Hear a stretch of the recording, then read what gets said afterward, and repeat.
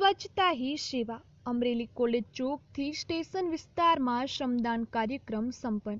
વિધાનસભા નાયબ મુખ્ય દંડક શ્રી કૌશિકભાઈ વેકરિયા, જિલ્લા કલેક્ટર શ્રી અજય દહિયાએ વિદ્યાર્થીઓ સાથે સફાઈ અભિયાનમાં શ્રમદાન કર્યું। અમરેલી જિલ્લામાં જનભાગીદારીથી સ્વચ્છતા અભિયાનને સફળ બનાવવા આહવાન કર્યું।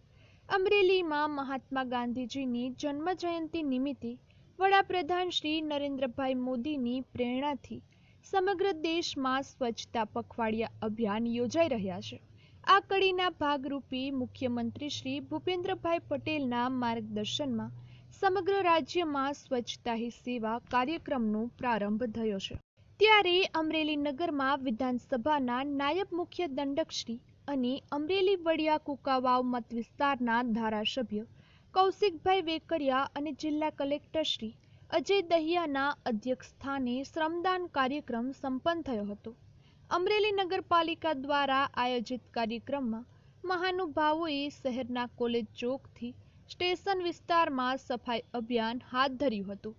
વિદ્યાર્થીઓ અને નાગરિકો પણ આ અભિયાનમાં જોડાયા હતા અને રસ્તાની સાફ સફાઈ કરી હતી।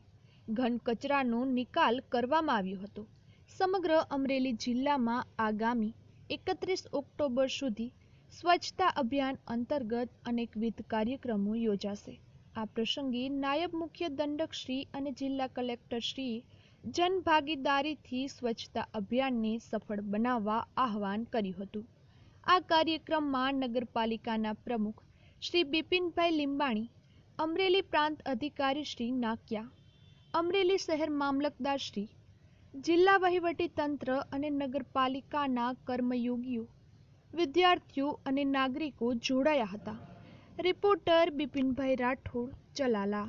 ખાસ કરીને દેશના યશસ્વી વડાપ્રધાન આદરણીય મોદી સાહેબને જન્મદિવસની પહેલાં તો ખૂબ ખૂબ શુભકામના પાઠવું છું। જેમણે સંદેશ આપ્યો છે સ્વચ્છ ભારત મિશન અંતર્ગત દરેક પોતાના વિસ્તારમાં પોતાનું ગામ અને પોતાનું શહેર ખૂબ સ્વસ્થ રાખે એ અનુસંધાને સ્વચ્છતાનો કાર્યક્રમ અમરેલી શહેરમાં કરવામાં આવ્યો છે। અને ખાસ કરીને જિલ્લા વહીવટી તંત્રને પણ શુભેચ્છા આપું છું, અમરેલી નગરજનોને પણ શુભેચ્છા આપું છું કે આ લોકો સૌ સ્વચ્છતા અભિયાનમાં પણ જોડાણા કે ઘર સિવાય બહાર જે છે એ પણ તમારું જ છે, એને પણ સાફ રાખીએ।